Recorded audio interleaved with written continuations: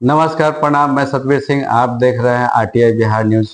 और आज मैं अरवल ज़िले के सकरी में उपस्थित हूं और यहां पे असेंबली ऑफ गॉड स्कूल के डायरेक्टर सर भी उपस्थित हैं। सर, सबसे पहले आपका हमारे चैनल पे स्वागत है। बहुत बहुत बधाई आपको, अपना बहुमूल्य समय निकालकर जी और आप विद्यालय में आए हैं। जी सर, ऐसे हम आपका आज एक्सक्लूसिव इंटरव्यू लेने के लिए यहाँ पर आए हुए हैं आपके स्कूल में। सर, हम आपसे ये जानना चाहते हैं कि सर आप प्रॉपर रहने वाले कहाँ के हैं सर? मैं प्रॉपर औरंगाबाद जिला के जी रफीगंज ब्लॉक के सीमा गांव का पौथू पंचायत के सीमा गांव का रहने वाला हूँ। जी। तो सर आपने सर मैट्रिक का एग्जाम सर कब दिए और कहाँ से सर किए थे? मैं 1991 में मैट्रिक का एग्जाम दिया था जी। और अपने डिस्ट्रिक्ट में सेकंड टॉपर था। डिस्ट्रिक्ट में सेकंड टॉपर थे। तो सर और आगे सर आपकी शिक्षा मतलब कहाँ तक सर पूरा हुई? हम ग्रेजुएशन पटना साइंस कॉलेज से किए। जी। उसके बाद में तैयारी करने लगा। जी। तैयारी के दरमियान में जी। मैं इस तरह का कुछ कार्य करना चाहता था जिससे मैं समाज में जुड़ सकूं। जी। और उस समय अरवल की बहुत पिछड़ा हुआ जगह था, लोग यहाँ आना नहीं चाहते थे 2004 में। जी। उस समय अटेंडम मुझे अरवल पे ही ध्यान आया। जी। और मैं औरंगाबाद और पटना छोड़कर पुनः अपना स्कूल नया स्टार्टअप किया। हाँ, अरवल में स्थापित किया। तो सर आप जैसे आप अपने जिला के लिए भी सर सोच सकते थे, लेकिन ऐसा क्या मतलब आपको अरवल में कमियां दिखी कि मतलब अरवल के बच्चों का भविष्य उज्जवल करने के लिए आप अरवल में स्कूल का सर अपने स्थापना किए? अरवल में उस समय न तो उस तरह का स्तरीय विद्यालय थे जी। और न ही लोग यहाँ के लोग शिक्षा के प्रति उतने जागरूक थे। जी। क्योंकि उस समय की जो स्थिति थी, उस समय की स्थिति को देखते हुए औरंगाबाद जो प्रॉपर टाउन था, जी। वहाँ की स्थिति बहुत अच्छी थी। और चूंकि अरवल पटना से नजदीक था, इतना नजदीक होते हुए भी यहाँ का जो पढ़ाई का स्तर था, जो न कोई स्तरीय विद्यालय थे, न बच्चे यहाँ के अच्छे कर रहे थे, यहाँ का माहौल भी सही नहीं था। तो यहाँ मेहंदिया के मुखिया जी थे, अब तो आज वो नहीं रहे युग में, संसार में, वही कहें कि आप चलिए अरवल में, और अरवल हम लोग का नया डिस्ट्रिक्ट बना है, यहाँ पर आप संघर्ष कीजिए, यहाँ पर आपको सफलता मिल सकती है। इसलिए क्योंकि यहाँ के लोग शिक्षा के लिए बाहर जा रहे हैं। यहाँ के लोग या तो जहानाबाद जाते हैं या पटना जाते हैं, या कुछ लोग आरा जाते हैं। लेकिन अगर आप चलते हैं और वहाँ का स्तरीय स्कूल देते हैं, स्तरीय पढ़ाई का वातावरण देते हैं, तो आप वहाँ अरवल के माहौल को चेंज कर सकते हैं। और 2004 में जब अरवल में आए थे, उस समय यहाँ की स्थिति वही थी। और अरवल जिला ही नहीं, जब हम यहाँ 2004 में स्कूल खोले थे, तो जिस समय हम यहाँ स्कूल खोले थे, उसमें सिर्फ अरवल ही नहीं, आसपास के 30 किलोमीटर के रेंज में उस तरह का कोई स्तरीय विद्यालय नहीं था जहाँ पर गुणवत्तापूर्ण शिक्षा दी जाए। इंग्लिश मीडियम का कोई स्कूल नहीं था, साथ जहाँ के बच्चे अच्छे किए। और जो मेरा पहले बैच का बच्चा था, 2004 में जब हम स्कूल खोले थे, तो जो मेरा पहला बैच का बच्चा 10th क्लास पास किया, उसमें आप 4 बच्चे थे। एक बच्चा उसमें आपका सिविल जज बना हुआ है, उसका नाम इमामुल हक है। दूसरा बच्चा मनीष कुमार है, जो NITN है। और एक बच्चा औरंगाबाद जिला का था, वो भी NIT में है। और एक बच्चा के बारे में, पहला बैच का मेरा 4 बच्चा था, इसमें 3 बच्चा का रिकॉर्ड मेरे पास है, जो तीनों बच्चा सक्सेस है। जी। मतलब कि आपके स्कूल का स्टार्टअप होने के बाद बच्चों में कुछ परिवर्तन देखने को मिला है। हाँ, मेरा पहला बैच का 4 बच्चा में 3 बच्चा का रिजल्ट बता रहा हूँ। जी। उसके बाद नेक्स्ट बैच के जो बच्चे हैं, उसमें 7 बच्चे थे। जी। एक बच्चा आपको मुंबई में एक कंपनी में बहुत अच्छे इंजीनियरिंग करके बहुत अच्छा कंपनी में अच्छा पैकेज पे है, तो हृदय चक का बच्चा है, राहुल कुमार। दूसरी बच्ची थी हैदराबाद के राजू कुमार गुप्ता के, जो अभी MBBS कर MD कर और सरकारी जॉब में सरकारी सेवा प्रदान कर रही है। तीसरा बच्चा उसी बैच का था, NIT कर अभी बंगलोर में कुछ कंपनी में काम कर रहा है। और 2 बच्चे, एक बच्ची मोथा की थी, वो बिहार सरकार में टीचर के जॉब में काम कर रही है। इस तरह से सभी बच्चे इंगेज है। ऐसा आज उस समय का कोई भी बच्चा नहीं है जो आपको इंगेज नहीं है। सब अपने मुकाम हासिल कर और सब अपने जगह सेटल है। जी। और जब से मैं विद्यालय चला रहा हूँ, तब से आज तक हर एक साल कम से कम 10 बच्चे IIT मेंस में और 2-3 बच्चे एडवांस में सिलेक्शन होते ही रहे हैं। मतलब हमेशा, मतलब हर एक साल। जी, हर साल मतलब इसी तरह डेवलपमेंट हो रहा है। पढ़ाई जब से मेरे विद्यालय का ऑपरेशन मेरा है तब से आज तक जी इस विद्यालय में पढ़ाई का स्तर यह है कि आज तक एक बच्चा इस विद्यालय का फेल नहीं है। पहला जी। रिकॉर्ड। दूसरा रिकॉर्ड, इस विद्यालय में प्रतिवर्ष पढ़ाई की गुणवत्ता के कारण ही प्रतिवर्ष बच्चे IIT और मेडिकल में सिलेक्ट हो रहे हैं। जी अरवल बहुत छोटा सा जगह है। इस छोटे से जगह में छोटे छोटे गांव के बच्चे अगर IIT एडवांस क्रैक करके जाते हैं और मेडिकल में चयनित होते हैं जी तो ये आप इसको साधारण उपलब्धि नहीं माने।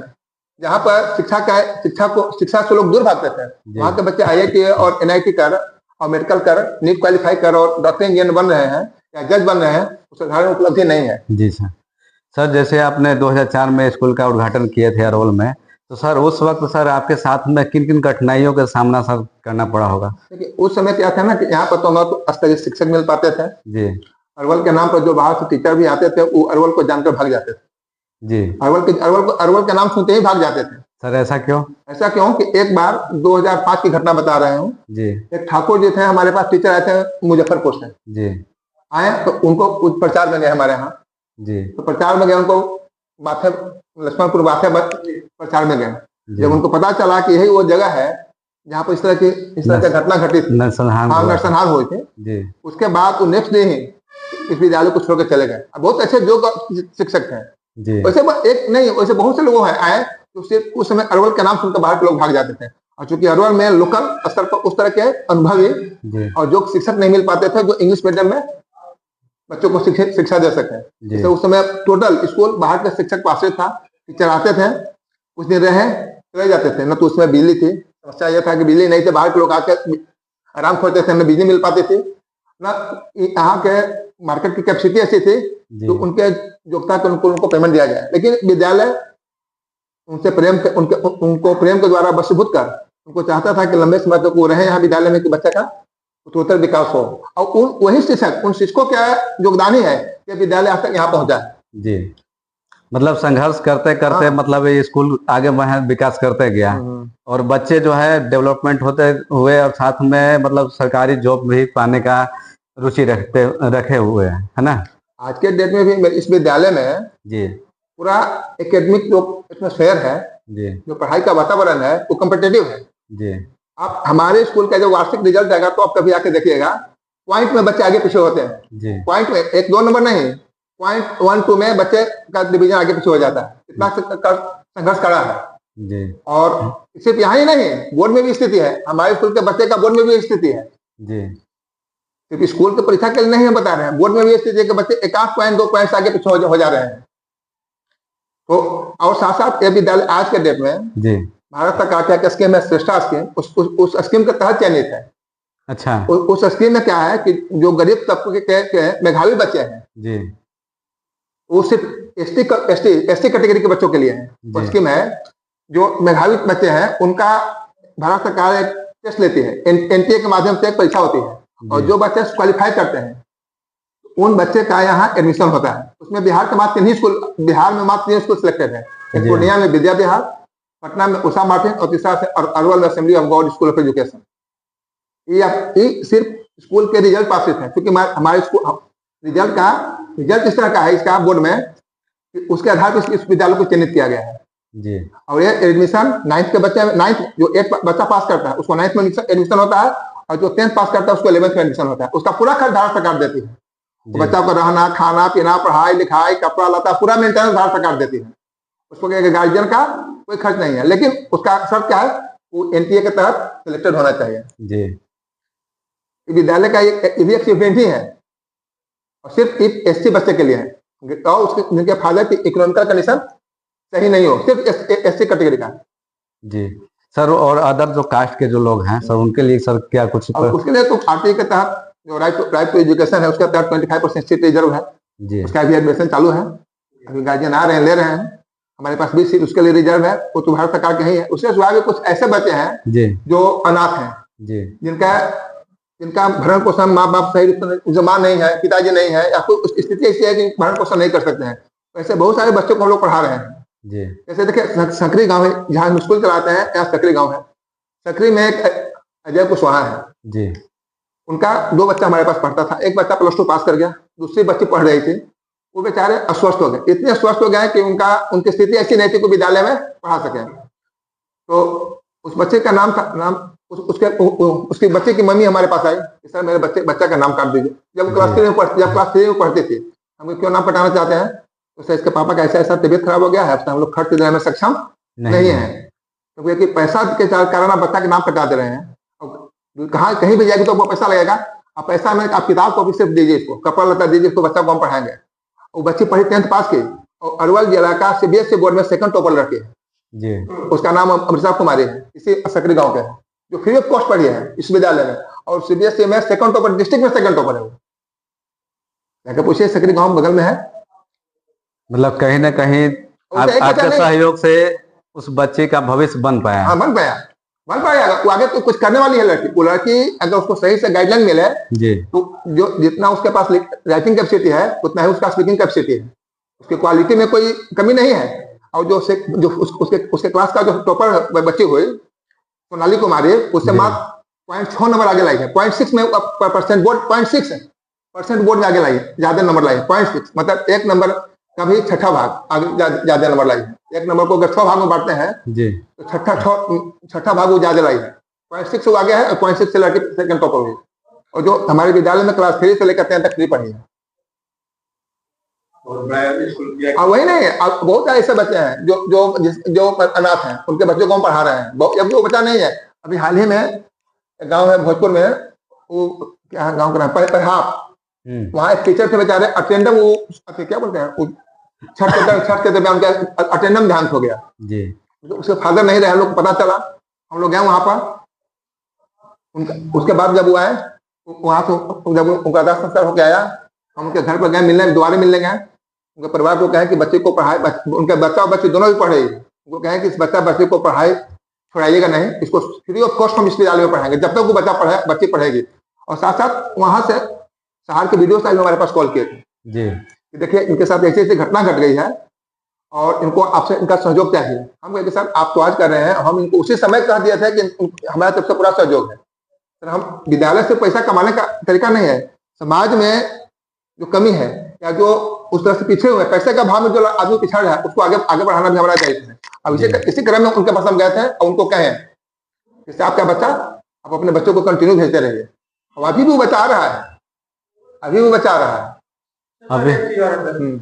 सर ये चीज कैसे ख्याल हुआ है कि मतलब हम बच्चे को शिक्षित करें, आप नौकरी भी कर सकते थे, पढ़ सकते हैं। हाँ, कर सकते। तो सर ये सर कैसे मतलब कि आपको ख्याल आया कि हम बच्चे को एजुकेशन दे, पढ़ाए लिखाए?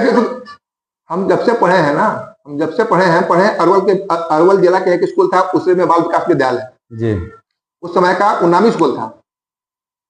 उस समय मैं नेता क्वालिफाई कर चुका था, समझे कि नहीं। और अपने क्लास में आज तक से जो अरवल जिला के आदमी होंगे सब हमको जानते होंगे, जो उस क्षेत्र के आदमी होंगे उसी इलाका के सब आदमी जानते होंगे हमको।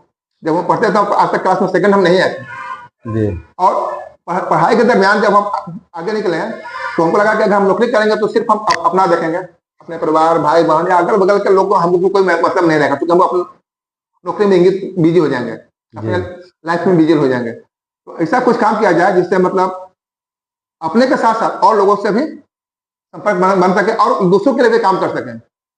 और उसमें लगा कि जो शिक्षा है बहुत, उसके द्वारा हम बहुत लोगों को बदल सकते हैं, अपना विचार लोगों तक पहुंचा सकते हैं और हमारे विचार से प्रभावित होकर अपना उनका मुकाम हासिल कर सकते हैं वो लोग। इसलिए मत सिर्फ इसलिए लोगों के साथ जुटने के लिए हम स्कूल खोले हैं कि लोग हमसे जुटकर और इस विद्यालय का फायदा उठाकर आगे बढ़े, हमारा भी लोगों से संपर्क बना रहे। अभी तक सर आपके स्कूल में कितने अनाथ बच्चे सर इस स्कूल में पढ़ रहे हैं सर? अभी कम से कम 27 से 28 बच्चे हैं। अभी तक 28 बच्चे? अभी तक नहीं, अभी पढ़ रहे हैं जी। अभी 28 बच्चे हैं जिनका हम फीस नहीं लेते हैं। RTE के अलावे, RTE और श्रेष्ठा स्कीम के जो सरकार का स्कीम को छोड़कर 28 बच्चे ऐसे हैं जिनका हम कुछ फीस नहीं लेते हैं और बच्चे कंटिन्यू क्लास कर रहे हैं जी। मतलब ये आपके तरफ से सुविधा? हाँ, विद्यालय की तरफ से सुविधा दिया जाता है जी। मान के चलिए सर जिसके माँ है या फादर नहीं है, ठीक है, या मान के चलिए कि कोई ऐसा भी है कि माँ है पिता है, घर में सब चीज है लेकिन आर्थिक कमजोरी है, तो सर? हाँ, उसके लिए तो एक तो RTE है जी, उसके लिए तो एक RTE है। दूसरे सुविधा देखिए, कुछ बच्चे को ऐसा कंसिडर किया जाता है कि जिसको देखते हैं कि बच्चे अब सही रूप से मतलब उसके माँ फादर इकोनॉमिकली स्कूल का फीस वहन नहीं कर सकते हैं। जी उस बच्चे उसमें कंडीशन उस कंडीशन में उनको हम प्रोत्साहित करने के लिए फीस में कम करना या फीस नहीं लेना, या उनको जहां तक उनसे विद्यालय से बन सके जी उनको कोऑपरेट किया जाता है। और वैसे बहुत सारे बच्चे हैं, वैसे कुछ बच्चे नहीं, बहुत सारे बच्चे हैं, जी सर। लेकिन अगर पूरा हम फ्री करते तो सब कहेगा कि हम गरीब हैं। हाँ, बात तो सही है। अगर ये कहते हैं कि गरीब के लिए फ्री है तो सब कहेगा कि अमीर यहाँ के हैं। उसके लिए प्रक्रिया जो हाँ। आरटी के तहत जो है। आर्थिक नहीं, आर्थिक के अलावा भी हम उस तरह की मदद करते हैं समाज में, बताए ना, जैसे जी तकरीर के बताएं, वहां के बताएं, रशीदपुर के 2 बच्चा ऐसा है, इसके जी। फादर एक्सपायर कर गए हैं, अपने नानी के घर से रखकर, वैसा बहुत सारा बच्चा है जिसको हम मतलब फ्री ऑफ कॉस्ट आर्थिक के अलावा मदद करते हैं। जी तो सर ऐसा लगता है आपको कि इस बच्चे को पढ़ाना जरूरी है? हाँ, मतलब पढ़ेगा तभी तो समाज बदलेगा। अगर सोच जब तक नहीं बदलेगा तब तक आने वाला जनरेशन अच्छा नहीं हो पाएगा। तो सर शिक्षा के साथ साथ में सर खेलकूद के बारे में सर स्कूल में क्या क्या सब व्यवस्था है सर? खेल में हर एक तरह की व्यवस्था है। जैसे आप यहाँ के बच्चे को देखिए, यहाँ फिजिकल के टीचर ही हैं जी जो भिन्न भिन्न तरह की एक्टिविटी कराते हैं, जैसे long jump, high jump, सिस्टो ball, table tennis, kho kho, badminton, इस तरह का एक्टिविटी तो हमेशा होते रहता है। इंटरनल स्कूल में इस तरह की एक्टिविटी हर एक सैटरडे को 3 पीरियड से एक्टिविटी चलता है, उसमें इस तरह की एक्टिविटी होता ही है।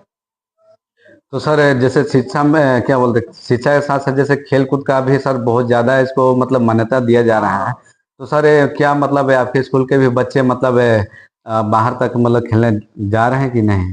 देखिए, अभी तक तो हम बाहर अपने बच्चों को नहीं भेजे थे, जी लेकिन चूंकि अब भारत सरकार की जो स्कीम है जी उसके तहत पढ़ाई के साथ साथ बच्चों को उसमें भी लगाना जरूरी है। जी तो जो न्यू सेशन आएगा उसमें पूरा बजाते एकेडमिक कैलेंडर में सब कुछ कंप्लीट कर दिया गया है जी कि अब बच्चों को सिर्फ एकेडमिक तक ही नहीं सीमित रखे, हर एक एक्टिविटी में भाग लेना है। जैसे कल्चर एक्टिविटी हुआ, स्पोर्ट्स एक्टिविटी हुआ, या जो बाहर में क्लस्टर बन के जाता है, या सीबीएसई का क्लस्टर टीम बन के जाता है, उसमें मेरे बच्चे जाते हैं, सीबीएसई क्लस्टर टीम में जाते हैं, जी लेकिन बिहार सरकार का जो टीम ग्रुप होता था उसमें नहीं भेजते थे हम। लेकिन नेक्स्ट ईयर से हम लोग उसमें भी पार्टिसिपेट करेंगे। हर एक जी। एक्टिविटी में बच्चों को भाग लेवाना है, क्योंकि आज के डेट में पढ़ाई में ही सिर्फ बच्चा का करियर नहीं है, जी करियर का क्षेत्र बहुत सा है। अब उस बच्चा पर निर्भर करता है कि बच्चा किस क्षेत्र को सिलेक्ट करता है। तो जिस क्षेत्र में बच्चा जाना चाहे उस क्षेत्र में बच्चों को प्रोत्साहित करना है, उसमें उसको आगे बढ़ाना है। विद्यालय का मकसद ये है। और सर आपके स्कूल में मतलब कितने क्लास से लेकर कितने क्लास तक है सर? हमारे स्कूल में नर्सरी क्लास से लेकर जी +2 तक रेगुलर क्लास चलती है, और अरवल जिला का मात्र पहला विद्यालय है जी जहाँ 11th 12th का रेगुलर क्लास चलता है। अरवल जिले में किसी भी स्कूल में जी ना तो उसके पास स्तरीय टीचर है और ना कहीं क्लास चलता है। अगर आपको कहता है तो आप प्रूफ आप जाके वेरीफाई कर लीजिए, अब हमारे पास जाके वेरीफाई कर लीजिए क्लास चल रहा है कि नहीं चल रहा है। जी सर मान लीजिए कोई नर्सरी का कोई बच्चा है जो एडमिशन लेना चाह रहा हो, तो उसका सर मिनिमम एज कितना होना चाहिए? मिनिमम में 3+ 3+ होना न्यू चाहिए। एजुकेशन पॉलिसी के तहत 3+ होना चाहिए।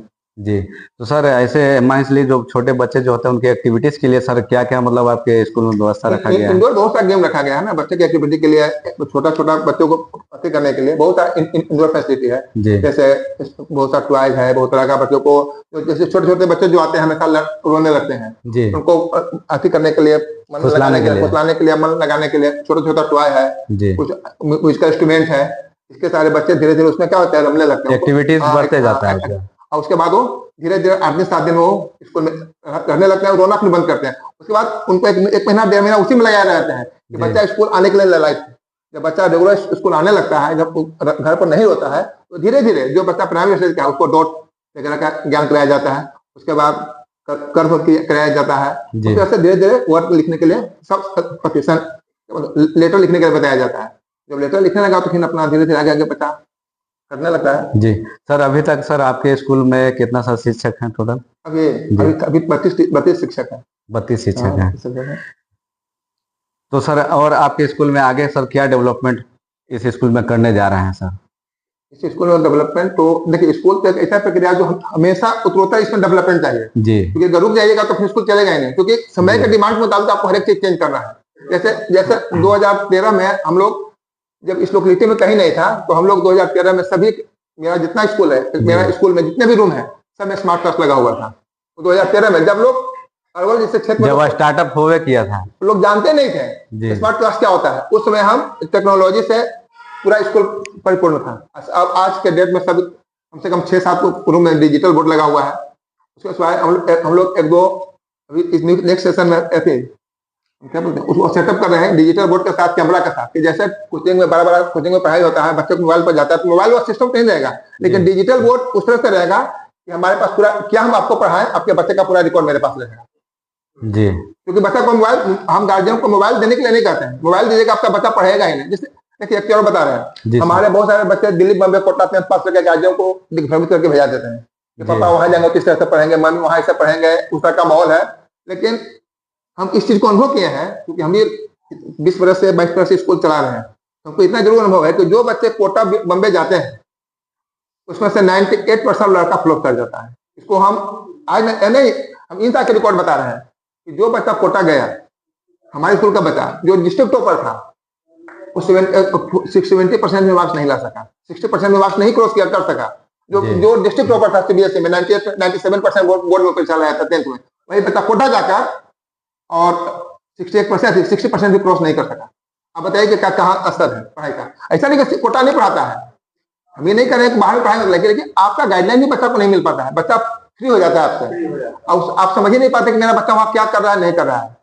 हम ऐसे गार्जियन जानते हैं, ऐसे बहुत सारे गार्जियन है हमारे पास जी, जो जिनका बच्चा क्लास 8 से कोटा पढ़ रहा है, क्लास 8 से कोटा पढ़ रहा है और लड़का 75% भी प्लस 2 में नहीं ला सका, 60% भी नहीं ला सका, 43-44% लाया जो क्लास 8 से कोटा पढ़ रहा था। इसमें क्या बोलते हैं एलन कोचिंग में क्लास 8 से पढ़ रहा था कोटा, और बोर्ड का जब एग्जाम में परीक्षा दिया तो 60% भी नहीं क्रॉस कर सका। आप बताइए को ऐसा तो थोड़ी है। अब पूछने में बताया क्या लड़का, जैसे हम लोग को तो सब ऑब्जेक्टिव बताया जाता है सर, कॉम्पिटिटिव न्यूज है सर, यहाँ सब्जेक्टिव लिखना है, इसलिए हम सब पहले हमको पता ही नहीं था कि इस तरह से हमको लिखना होगा।